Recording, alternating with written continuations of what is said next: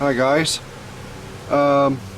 Today I thought I'd make a little video on this snapper. I've had a couple guys ask me to make a video that I've been talking to about it, so I'm going to go ahead and make one here. And I wish I'd have made it sooner, but I just didn't have time. But I'm having problems with the clutch, and so the first thing I probably ought to do is just go ahead and take it off, and we'll go from there. It's in neutral right now, and we'll go ahead and take this clutch disc off of here, and then hopefully somebody might be able to tell me what's wrong with it. So I got a new clutch disc on it,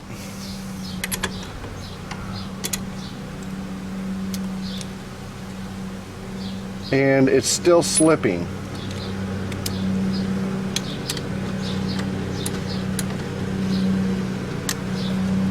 I gotta get a wrench. Okay, so I got me a wrench, and there's 4 bolts here, 4 nuts.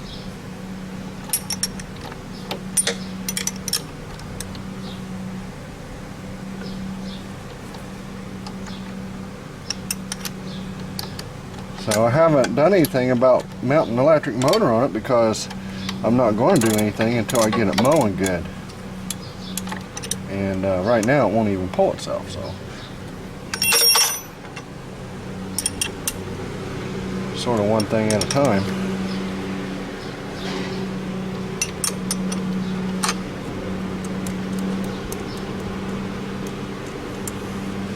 So I got the old one here and we'll have a look at it, but it's still slipping, and I'm smelling the brake lining, which is on the inside part of the clutch. So there's absolutely no problem at all with it gripping with the big plate that comes off the engine.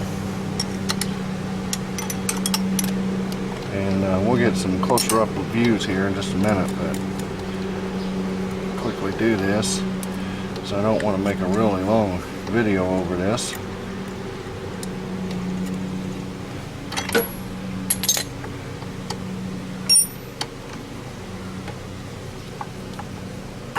There we go. Okay, I put a new thrust washer on it, which is this piece here, which is more or less a cardboard piece, and so we got that. This is the new clutch disc, and I'm smelling this material here, this brake lining. And also when you put it on here, I was thinking it would be tighter, but it's actually got some looseness to it. You know, so I would think that would be on there really tight myself. You know, because your clutching is when you pull the outside part of it here, this rubber tire, away from the, I don't know what you guys can see yet, away from the disc in here. And like it's in neutral now. Let me shift gears here.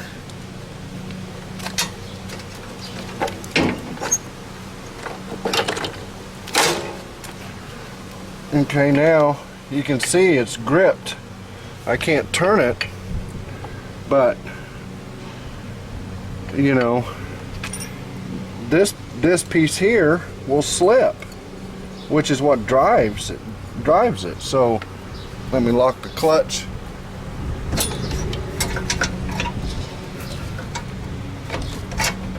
Alright, the clutch is locked now, so it's completely away. We got good spring action on the whole assembly. You saw it move, I'm sure. The whole assembly just swings away from our pressure plate type deal in there. And I've been smelling this material. This lining is what I smell. Now the old one,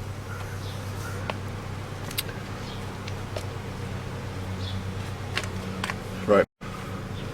Okay, so here's the old one. And here's the old thrust washer. So you can see there that how worn the tire part was on it right here. But it wasn't broke. It does have some cracks in it, but it wasn't broke. But you can see that the lining is very worn inside of this one. So, and when you put it on, it's even looser fitting on that hub. I'm calling this a hub right here, than this one is. But this one is still loose. And I really don't get that. I would think that that would be tight on there. You know, you guys can see, hopefully, you know, I got wiggle.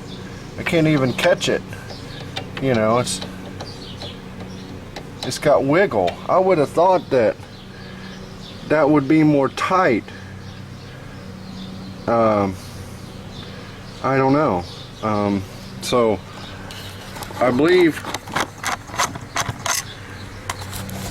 here's the, let's call it the pressure plate. I don't know what it's called. That's what the tire runs against, and that's directly on the bottom of the engine shaft. And all the bearings and everything, I know my boots are worn out and everything, but the bearings seem to be good, and the wheels, you know, we don't have any, there's no shake and all that. And I smell this material. I mean, it just smells like a burning brake when I'm trying to make it go. Now it'll go on the asphalt, but as soon as you get it in the grass, it won't, it'll just stop. So I don't know. I don't know. I guess my question is just how tight should this go on here, and what's wrong? Why isn't the part fitting if that's the case? So, you know, I figured when I first got it, I figured that this would just be this would have a chunk out of it or something like that, and it doesn't. Actually, you know, the tire on this is probably good enough to wear some more, I would think. But you know, and this lining is what hooks it up and drives it. So it's I don't know, guys. Somebody maybe can tell me out there, but you know, this looks good. It's not shaking or anything like that. You know, of course, that's, you know, if it was, that it would be the crankshaft shaking on the motor there. But because right there's our crank. I mean, that's the end of the crank right there. And well, that's where I'm at on it. So hopefully somebody can help me, and we'll go from there.